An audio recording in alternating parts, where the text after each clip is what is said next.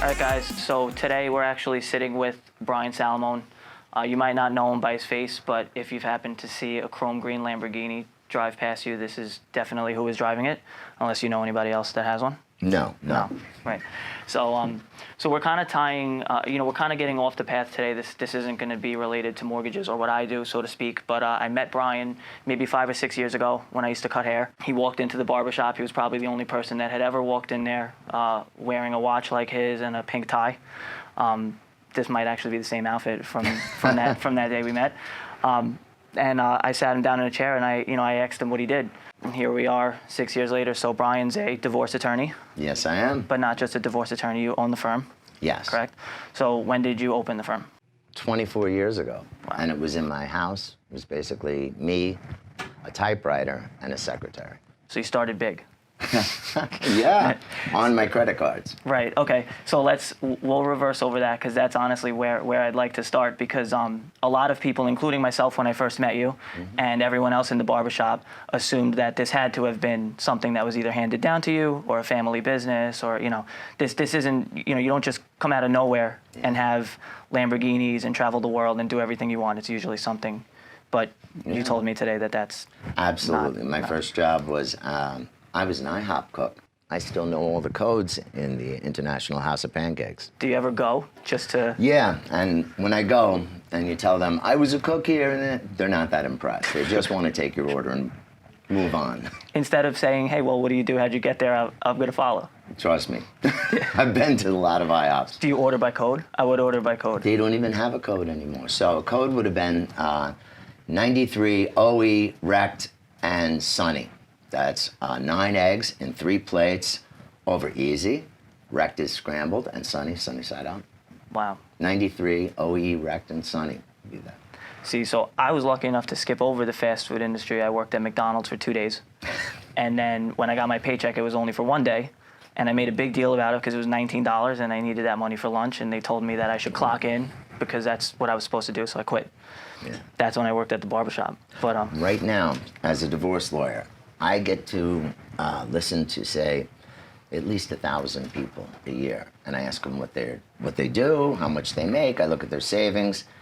People who work in McDonald's do very well for themselves after a while. Yeah? Oh, yeah. Management positions. Management, and then other owners will find you as a manager, give you a piece. There's real money. Yeah. No, well, likewise, I've seen shocking things. I mean, I look at W-2s and pay stubs and some people that you don't expect to be making what they're making and then, and vice versa. You've been at a job for 20 years and you would think that they'd have gotten a raise. Absolutely. So that's interesting. So we go from IHOP. Obviously, you didn't go from working at IHOP to starting your own firm, right? What I did is I stayed in the food industry, basically. So it was IHOP, then I threw pizzas. Yeah? Dino's, home of the Brooklyn Pie. And then after that, I was a security guard for $5.10 an hour. That was all right. And then throughout college, I was basically the mop guy in the back of the restaurant. Okay. I mopped up. And it was kind of humiliating because you'd have to take the bucket and the mop through the dance floor. And those were all of my college students who knew me. All of the students? So I was mop boy with the apron going through, and all of my classmates are dancing. So this is like legit movie material. No. Like you were the guy getting made fun of for not having a good job by the people who had good jobs. Totally, Yeah. absolutely. Does that fuel you to this day? No. It never really bothered me. I always had my own path. So you knew what you were aiming for, though. Yeah, just basically I was aiming to experience the most in life. So I had no specific direction or path, but I thought that winning would be. I am winning if between now and tomorrow, if my life has more experiences and is better than yours, that would be great. Then I'm winning. That's how you win against Lately, someone though, else. you've been winning sometimes. I don't know against you, but still, I'll find someone else. There's always someone up there, So, all right. So now let's say obviously it's no secret that you make a lot of money, right? Mm-hmm. So was that always part of, like, for instance, did you know that the career path that you wanted to follow was going to make you a lot of money? What came first? Do you want to be happy in your career, or did you want to make enough money so that you could be happy outside of your career? Exactly that. I wanted to make money doing something I could do, and then I wanted to experience happiness outside of the career. For example, dentists, a lot of them confess to me that they don't love to actually smell the human mouth and go in there. That's a shock, I would have assumed. Podiatrists don't actually love that after a few years, but they make money. Right. And then they enjoy themselves outside of work. Yeah. So I've always said that to anyone that I've ever talked to, especially when I used to cut hair, and cutting hair wasn't miserable, but you don't need to love what you do for a living. You need to be able to love what happens after you get home from work. That's not what you're not living to work. You're working to live. Absolutely. There are people who say, I love my job and all of that. I love my job because I'm good at it. It's like if you're a tennis player, you love tennis if you're good at it. If you're not so much. So I do love my job, but the job has afforded me the ability to travel the entire world. And wherever I am, I would know the history and all of that. Yeah, and I know more about people. It's interesting. Most anyone on Long Island, if you look at them and what they do, I've done that case. Yeah. Whether you're a school teacher, a cop, .com billionaire, I've done it. I've done those cases, so you kind of know. You learn a lot from different cases too. Absolutely. Do you make it a point to kind of not pry, but do you make it a point to ask a few questions if you're working with someone who you don't know their job field or you're interested in it? Like, do you? Oh, absolutely. I mean, if you have someone across the table and he's a young kid and you say, okay, so how much did you make last year for child support purposes? And he says, well, like $950,000. Interesting. What do you do? Is this for the case? Yeah, no, it's totally for the case. Yeah. So how did you get so good? No, you do need to know because you need to know if there was a licensed degree or a proprietary interest or possibly a contingent contract in the future. Wow. Some of these guys, if you are a .com guy, they want to get divorced now because something huge is coming and in the pipeline. Cut it out. Yeah. They're supposed to be held accountable for something that they're going to make in the future if they know about it now. Yeah, I mean, if you're one day until you're going to get the money. Big deal and your wife has been with you 29 years, do it hers. That day. Oh, I can only imagine the stuff you see. And we were joking about this before because a lot of people that watch this, right. My followers are people my age and they're not married yet or they're just married. So we'll disclaimer the very beginning of this podcast, and we don't want to glorify divorce because, of course, it's terrible. But I'm Catholic. I actually am against it. Yeah. But if your marriage is unhealthy, unsafe, or completely inappropriate, you've got to do something about it. Sickness and in health. But if the guy is an incurable drug addict or drunk, and you have children to protect, and he's abusive, that's divorce. That's good stuff. Yeah. I never get anyone who's happy or on the fence. Right. We get the bad stuff, and most everybody waits far long to divorce. Usually they wait till after the violence starts or after the children have seen things. Right, and that's what makes it uglier. Uglier, absolutely. Yeah. And people do terrible things to the people they love. And if they are planning, it's bad. Yeah. Well, there are people who plan 3-4 years for a divorce. Premeditated. Mm-hmm. Most celebrities, do you see that a lot with celebrities? No, celebrity divorces and true wealthy divorces, they're easy. Yeah. Split the stuff. Yeah. Split the stuff and split the companies or continue to run the company together. They're all right. Is that what happened with Bezos? No, I don't know exactly that one. I didn't follow it. Didn't love that one. Yeah, well, she's got to have some at Amazon. Because I don't think he could have liquidated it. I don't think he sold it. I don't know. But, all right, so... You know, though, he says that there will be no Amazon in 100 years. That all companies have a life. And Amazon... He said about 70 years. Wow. Elon Musk said that, too. Yeah. I mean, look at some of the great companies. Well, Elon Musk is already working his way away from cars. He says that he's not even interested in the cars anymore. He just wants to do batteries. I think that's because he wants an efficient way to get to outer space so he can colonize Mars. And sounds good to me. I would love to be that first. You'd go. Yeah. Right now. I'm looking at a picture of you in driving an airplane, flying an airplane. Absolutely. I've flown fighter jets. I've done all sorts of cool things, but I do want to go to space. And when I wanted to go, they only had one thing. It was called the vomit rocket. It was a plane that goes right to the edge of space, and you experience weightlessness for about 6 minutes. You did it? No, I was going to, but I said, in the future there'll be something better, and it was a huge amount of money just to throw up. Every single person throws up, they say. Really? Yeah, they call it the vomit rocket. Wow. So maybe How much did they want to do that at the time? I think it was 19,000, and so I did a different experience. We got on the shark boat, the Horizon, that's on the Discovery Channel in Shark Week. Okay. Yeah, we got to swim with sharks, not just regular ones, those big white great whites. Yeah, in like the cages. In the cages, but the cages are a funny thing. They throw the cage in the water, then you go in the water, and you have to swim to the cage. So they throw the cage in the water, I'm in the water, and they're lowering it, and the guy up top, he yells, "White shark!" What? They're great white sharks, first of all, and I didn't see anything, right? And right past me, the fin. And I was out of the cage. It was wild. And when you're in the cage, you do stupid stuff, too. Yeah. Oh, yeah, hands way out, and, they look horrible. Scary. They're all beaten up, the sharks out in the wild. Because when they take a sea lion down, It fights. scratches and everything. Yeah, wow. There's one shark that I saw, and I know specifically who he is because I called him Shredder because his fins are all shredded. I've seen him on like 3 Nat Geo broadcasts. He's Really? a star. Oh, yeah. Jeez, and it's crazy. You have hundreds of stories like this. Like this Yeah. is like a weekend. Like you didn't plan this for a year. How long? When did you decide you were going swimming with sharks? How soon before you actually did it? I was on the toilet, and there was a men's magazine, and it said some sort of adventure thing, and I brought my father, and he was about 80, and my brother, who was younger than me. It was really cool family trip. And how old is your father now? 88. Oh, so this was 8 years ago. This wasn't too long ago. No, that was... Wow. Yeah. So did you start doing all of this stuff? Was this as you got 15, 20 years into your career, or were you always doing stuff like this? No, when I was working actually at IHOP and throwing pizzas, I had this idea that I was going to take a bicycle and drive it around the world.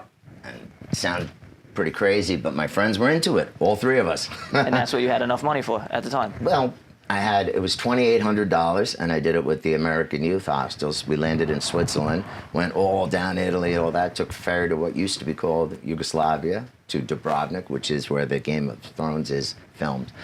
But I did all that, and I was 15, and I asked my dad, "Can I do it?" And he's, "Absolutely." He gave me $50 a day spending money. And how long did it take? I was there 35 days. Wow. Yeah. And it was messed up because I had this gorgeous Venetian glass horse, because you had to bring the bikes to Venice, and it was glass, and I saved it, and it got broken so many times. I saved it, gave it to my mother. It was the biggest thing. That day, a cleaning lady broke it. Not even your mother, the cleaning lady? No. And I still have the bike that I used in that trip. Wow. Yeah. And your mother works here. Yes. I met your mother, right? Yeah. There's no one who loves you like a mother. Right. There's just no way. And would be more loyal as a business, whether it's partner or employee or anything, right? More loyal, but more like a mother. Yeah. I mean, if... She's gonna tell you something an assistant wouldn't normally tell you. Absolutely, absolutely. Yeah. Her real opinion of everyone you talk to. That's funny. And the funny thing is, there is a time where I thought I was smarter than my parents. But to this day, Dad and Mom are teaching me things every day, all the time. Every time I think I know this and they're so stupid, I'm wrong. You I learn really am. every time. I'm telling you, yeah. Older people have some wisdom, and parents, I don't even know how they do it. I mean, they sacrifice their lives. Yeah. Now, you don't have any kids. No. Do you still? I remember I met. Little Bean. Yeah. Do you still have him? Yeah, I do. It was my landscaper's kid. Okay. So his mother was going to go back to Honduras. My landscaper, Jose, he said, "What should I do with the kid?" I said, "Bring him to my house and we'll raise him together." That was pretty funny, going to school. Me and the guy who didn't speak English, him, the landscaper, and me in a suit. Looked like a really interesting gay couple. Yeah. But he stopped going to the school meetings, and I kept going. And on Friday, we're having a huge, huge deal. He's being confirmed, and that's huge. Yeah. Huge, because I am a godfather, and people take all sorts of things on that. What it means? Yeah. It means you are in charge of giving the kid sacraments. So he has to complete sacraments. So he had no choice. He's been going to religion You're his his whole godfather. life. Yeah. Yeah. And how old is he now? He's 13. Wow. Yeah, I remember. I think he like barely talked when I first cut his hair. Yeah. So he was probably Oh, 6. yeah. Yeah. He never talks to anyone. He's not gregarious, and he really doesn't enjoy any of the adventures I like. No? None of it, no. I remember he would just want the iPad, or he'd want the Game Boy. I mean, even the music, Little Pump, always talking about jet skis. Hey, Bean, let's get some jet skis. Yeah. What did I remember one time he said what do you want to do with your hair, and he's like whatever is the quickest. He just wanted to get out of the barbershop. That's a good one. That's a good one. No, he was quick though. He has some humor. So when he orders his fribble or whatever it is in a diner, he wants a strawberry shake, and then he looks at the girl and he goes, "I'll take 3 cherries with that." And as she walks away, he goes, "Bitch." Yeah, he does. He's messed up. I took him to psychiatrists. I wonder where he gets it. I don't know. Not me. Not me. But yeah, I took him to psychiatrists. Everything said he doesn't know he's depressed. No. I'm thinking, tell him. First step. And give him some freaking happy pills. Yeah. Yeah. You gotta wait 4 more years. Nah, I'm sure you can get him now. No, he's just going to be fine, but he has really no ambition. It's okay to have no ambition. Yeah, but he's 13, so who knows? Yeah. Right. But I don't think you I could went compare around him the to world you. in a bicycle Right. at 15, but then again, Well, he's pretty good at Fortnite. Yeah. So And you have to go from the beginning each time you die, so it is a lot of perseverance. Perseverance, dedication. Back into the battle bus, the whole deal. You don't play video games, do you? I watch them. I don't see the point. Yeah. Yeah. I used to I play. like and things to entertain me. I don't want to be interactive. have to do something. Ugh, God. I used to play video games. I still have systems, and I'll buy a game here and there, like nostalgia, and then I'll go to play it for like an hour, and then I just kind of lose it. And Yeah. it's a big waste of money for me. But Yeah, but someone in your success level, you could have the video game like evil mastermind, 10 screens, the whole deal. I know You could. I could, and I It's just not high on the priorities. yeah, not anymore. If I had back then what I have now, I'd have every video game lined up, the whole 9. So I'll play certain games that come out as they come out if there's stuff I've been interested in for years and years, or like remakes of old games. But Have you seen the movies lately? We shot a movie with Ryan Reynolds, and it was amazing. You told me about Boston. it. I didn't see it. It's going to be called Free Guy. My car's in it, and really cool movie. what platform is it launching on? Oh, it's actually going to be in the theaters. Oh yeah. Yeah, it's a $250 million movie. So, and it was the summer blockbuster that didn't happen. Supposed to be Memorial Day, then it went to Labor Day, then it was to Christmas, and they're just not opening. But the movies have been strained for the last year. There's no extras. You can do whole movies with no people. Like 6 people. For the It's whole going to thing. be like a guy trapped in prison, someone's in a haunted house. It's one location, Yeah. about four or 5 characters. It's amazing how they've adapted to it. That's because they're not even allowed to film, or it's just too much of a headache. They got to keep testing and keep The doing this and amount of that. people, the Ryan Reynolds movie, there's literally 600 people with all sorts of badges and credentials everywhere. Because this was before COVID. Yeah, but Yeah. movies have a lot of staff, and now it's amazing Nothing. what they can do. So you don't even have a release date on that yet. No, I'm not on that one. don't know what when it- would be a good COVID movie? That Tom Hanks movie where he's alone in the island. Castaway. Oh, yeah. See, that's the script they're pulling out. In fact, Lionsgate went up pretty much because of this. They have a lot of old scripts. And if you see a lot of the new movies, there seem to be a nebulous time, the beginning of cell phones, or maybe they don't have cell phones, because cell phones changed most every movie. Yeah. How are you going to be in you got to do the whole, I'm in a haunted house, the cell phone doesn't work. Yeah. It added a whole different, Yeah. Nobody gets lost Availability within of scenes. 10 miles of a town anymore.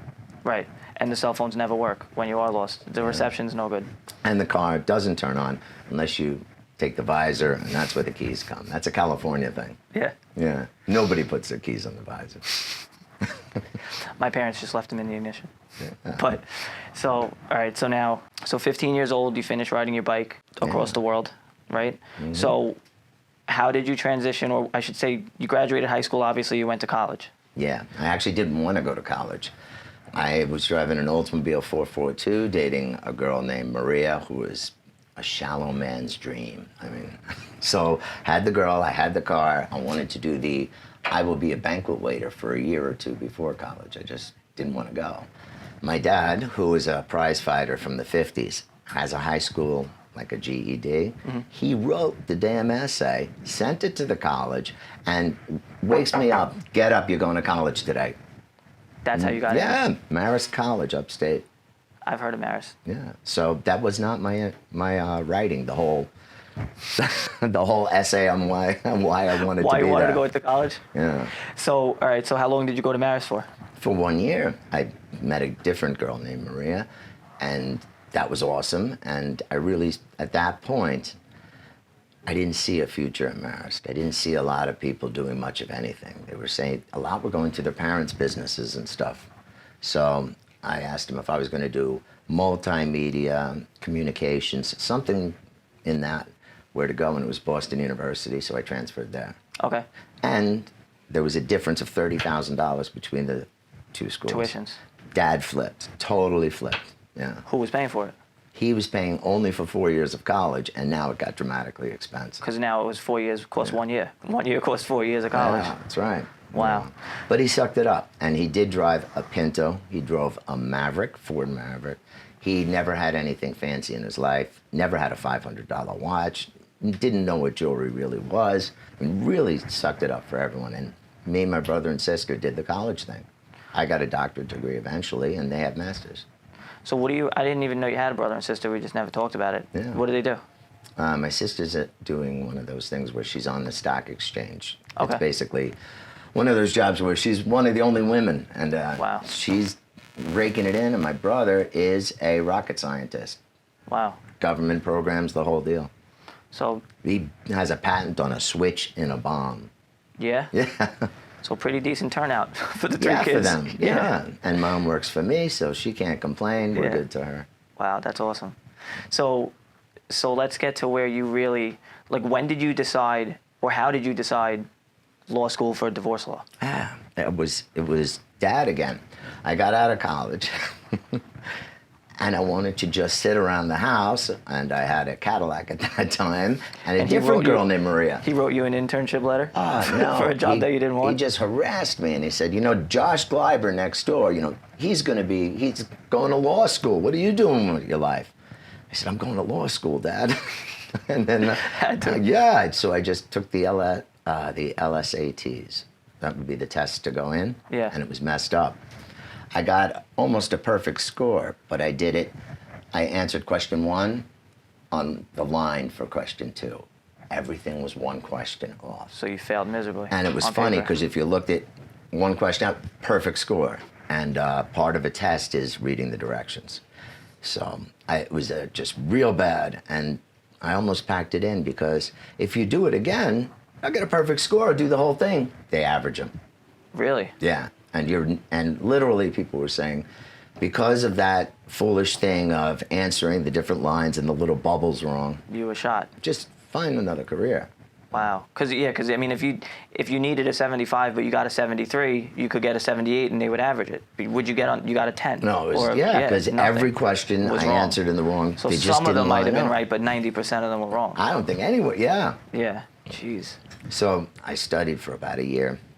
I was a banquet waiter, and I aced it, just like a perfect score, like no one's ever seen the second time. Yeah. Ended up in law school, and didn't particularly love that.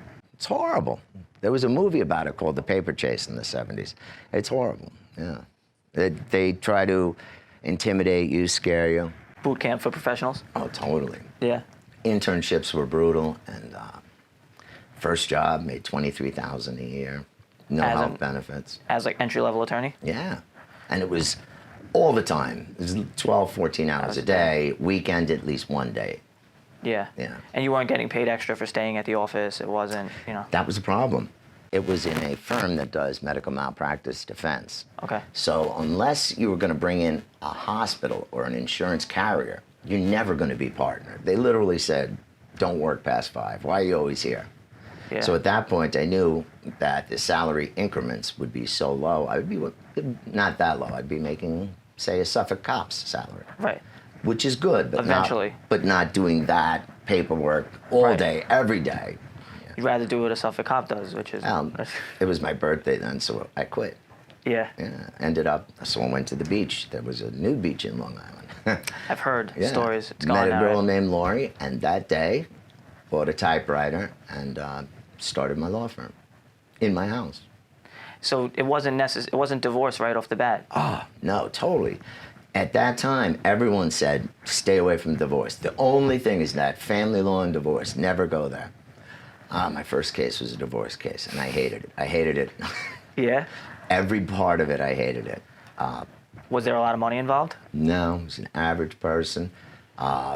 Bitterness, craziness, and all of that. And I vowed never to do another one. Then the judge came out with a decision, and then I got 100 calls the next day with divorce clients.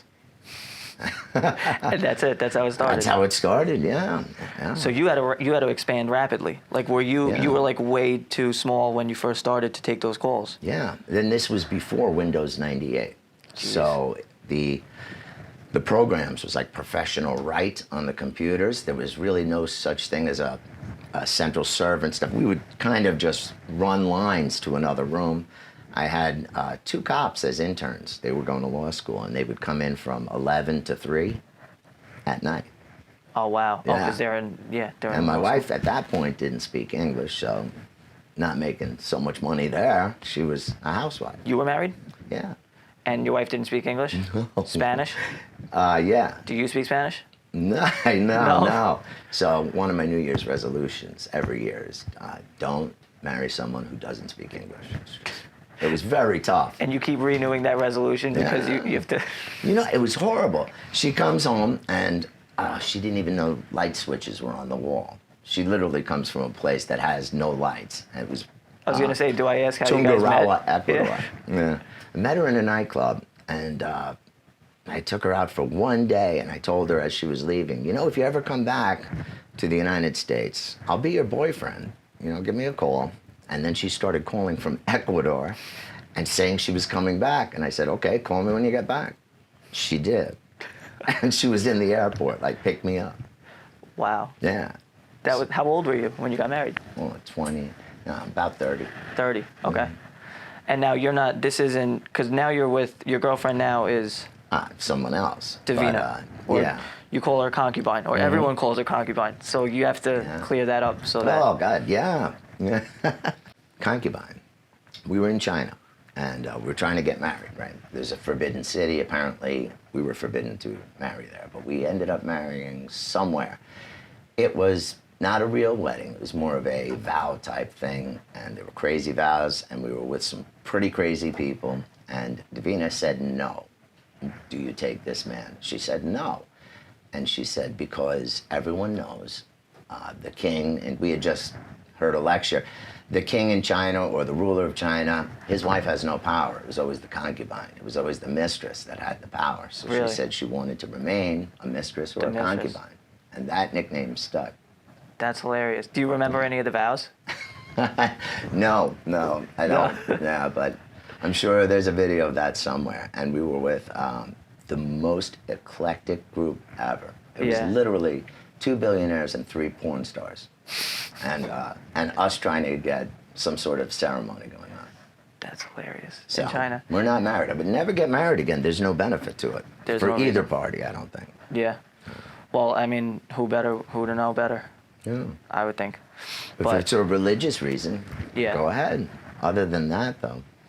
yeah, I've seen, because I mean, you obviously look at more than I do, but I see divorce stipulations and stuff all the time, and I see some of the way that things are worded and some of the things that are taken from either party, and it's crazy. It's crazy, and divorce attorneys, they thrive on the middle and circular logic and arguments. So what we tried to do is, and when you're successful, you can do things like that. You can actually develop a better mousetrap. We developed a 7-step linear system that gets you right through the divorce. And you always know where you are. I'm on step 4. You know, Yeah. oh my God, I spent so much. What step am I on? 2. This one. Or 6. But so it really is unique. And we seem to shorten cases and get the results quicker, which is really tough in COVID. Well, and I was gonna say, so you obviously you do everything from $700 no contest divorces, Yeah. of which I've learned firsthand. You Yeah, helped me out, and it was absolutely. funny when you came to get a haircut from me the first time I ever met you. The first thing you ever said to me, because I asked you what you did, I'd never talked to you before, and you said, "Oh, I'm a divorce attorney. Never get married. Don't ever get married. It doesn't matter who. It doesn't matter why. It doesn't matter where. Just don't do it." And I said, I wish I would have met you a year or two Actually, ago, because I remember it this way. I remember that you were super intelligent, super driven. You had just written read Tony Robbins' Money book. yeah, Money. I gave you that book after Yeah, that. and I'm telling you, and the things you were saying, I just knew it. Like I know it with other people that if this guy's an honest guy, if people trust him, it's going to happen. All these opportunities, and he's married to someone outside the country. Oh my God, get a divorce immediately, right? Did you see myself in you? I did exactly what you did. Well, oh yeah. I met her a few more times, I think, than you did. But no, but it was good at that time. It was 100% amicable. So we came in here together and we just signed everything, and it was great. But you're saying, so now if somebody comes in here and it's a nightmare, you spread it out over 7 steps and you show them exactly what they're going to do. Exactly where you are Yeah. and what your game plan is, because although there's many contingencies, they all seem to end up the same. People split their stuff. There's going to be an award of support based on where the kids go, and that's about it. The divorce now, we used to have fun. There used to be grounds for divorce: adultery, cruel and inhuman treatment. Now it's no fault. No fault divorce. Yeah, all you have to say is 4 words: I want a divorce. And you're automatically entitled to one, and you're entitled to the same things you would be if it was adultery? You can now that you say, I want a divorce, the whole deal is then you got to do custody of the kids, and then you have to do support, and that's all messed up now. The law is really, really bad and wrong, and then you have to split your stuff up under equitable distribution. So for instance, if you have let's say you have 2 separate situations, right? One, same people, same amount of money, same everything, same jobs between the 2 of them. One woman wants a divorce just because she just wants a divorce. Yeah. No explanation or nothing. The other woman wants a divorce because she has documented proof that he cheated on her and lied. Is it the same? Is this one entitled to the same thing? Yes, the same. And the funny thing is, one of the examples we have is a real case. So a woman says, he's been abusing me. I've dealt with verbal abuse and emotional abuse, and that's bad, right? Sometimes, a woman will tell me, he's been abusing me. He's been doing this for so many years. There's really no compensation for that because the divorce would be no fault. The only way you can do that is you use that in a custody battle. But, for example, if, let's say you were married right now, right? If you have sex with your wife's sister and her mother and put it on YouTube, she's not getting any extra money when she divorces you. Really? Yeah. She can cheat with your best friend, all of that. Wow. She has not been here yet. No. But it is amazing. So they're basically saying that divorce is gender neutral right now, and you guys do what you want with each other. When you're ready to divorce, just say you want a divorce. Kids are the primary, yeah. Yeah. And kids have been messed up lately. There's been deaths in Nassau County and Suffolk County as a result of things going on in divorces. Really? In the Bronx, they had a 7-year-old child fed to pigs. Over the divorce? Yeah.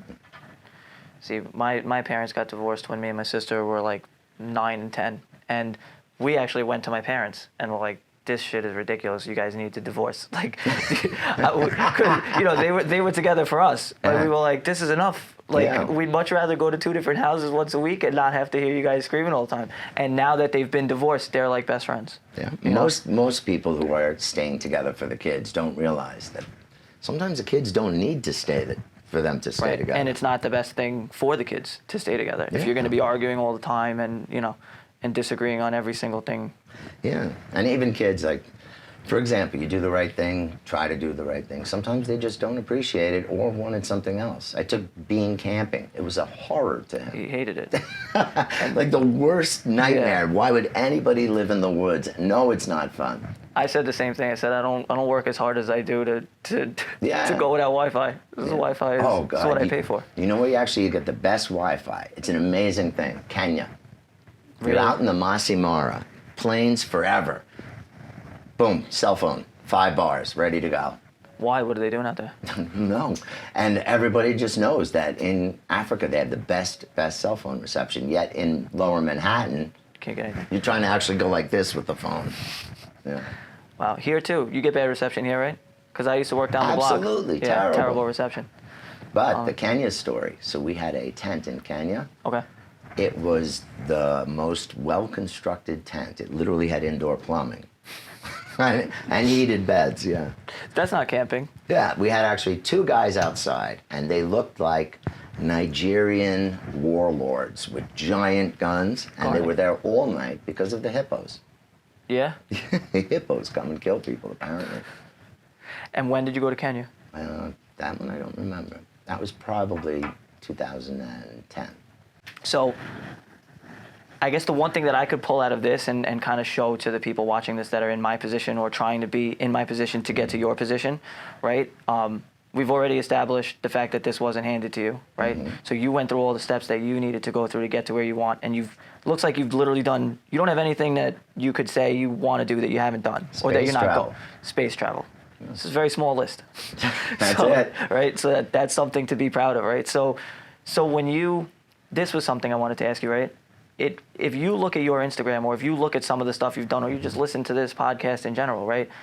It doesn't look like you have time to work at all. It looks like you're just out having fun all the time, right? Right. So how much time do you dedicate, or do you delegate all of your work at this point, or how did you come to the terms where you said, all right, I need this much time for myself every week? It's all time management? Well, first of all, we're at this place, and you're here because you didn't stay married. Otherwise, half of everything you have would be with her right now. Right. But time management is very important. During the week, say Monday, Tuesday, Wednesday, and Thursday, just go straight home, watch boring TV and come back. But Friday, Saturday, and Sunday, if you only have those 3 days, I end up doing just amazing things. And sometimes when I see something in someone, I follow them, they follow me, as people. Yeah. And different rap stars. I mean, there was Tekashi 6ix9ine. I know you have a lot of friends. He was just so interested in hanging out all the time, so we hung out, and it was interesting. And then to watch him go to that incredible position that he did. He was #1 for a while. Now so you knew him before? Oh, before he had facial tattoos. Really? I could stop with the facial tattoos. I used to say constantly, yeah. It was his image, as part of his image. Oh, yeah. Totally. And the songs that he was dancing around my car singing this stuff.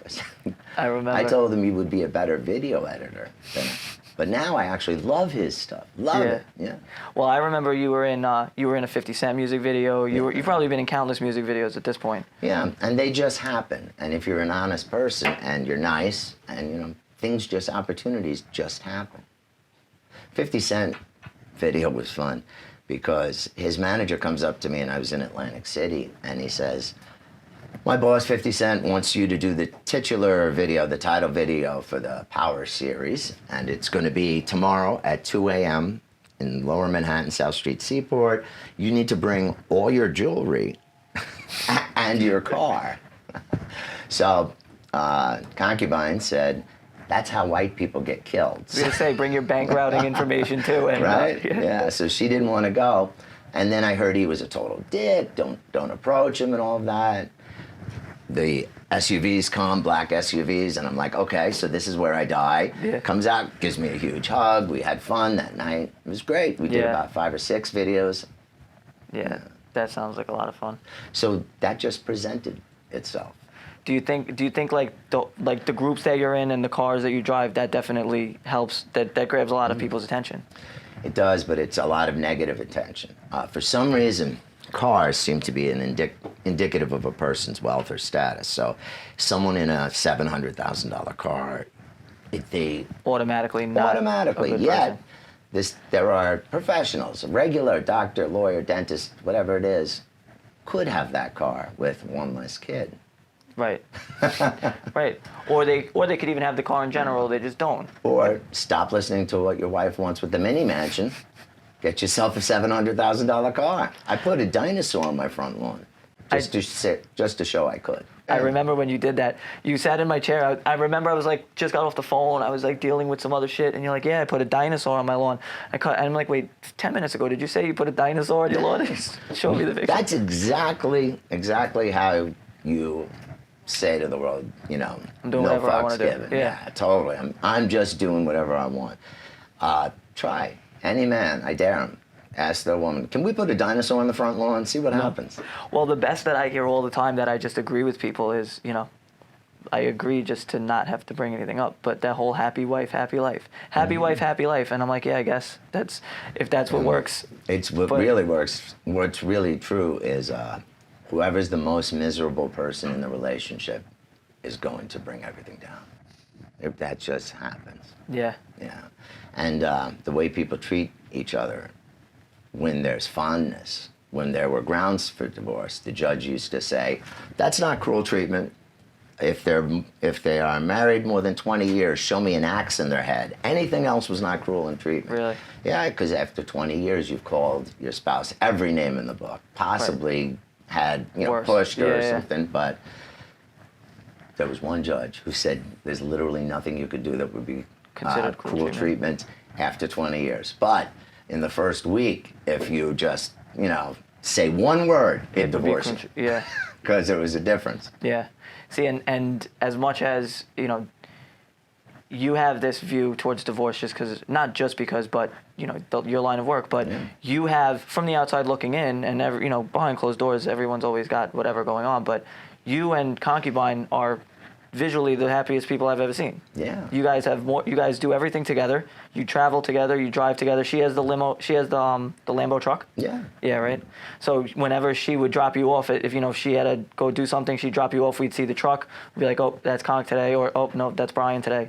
Yeah. So, and you're known in the community and all these people that do cars, and then, but you get the girls that are like, oh my God, I could never do that. Like, look at what, and Concubine has actually no fear of anything. She's jumped out of airplanes with me, and most recently we went through the tunnels of Japan, following the gangsters of Japan in their Lambos, and it was death-defying. I thought they actually wanted to kill me in there. It was like synchronized swimming with Lambos in the tunnels of Japan, and they had the whole area set up. Wow. Yeah, it was one of the most thrilling things I've ever done. So she's down, she's there, she takes the risks. She's hit 200 miles an hour at least 15 times. Very few people can handle that type of no control. I don't know if I could. Not in the truck, in the car? No, in my car usually. Yeah. We fight airplanes and helicopters. We lose to airplanes and we beat helicopters. Right, I've seen the videos. Yeah, you can't. In order to go 200 miles an hour, you usually need a runway or an Indian reservation.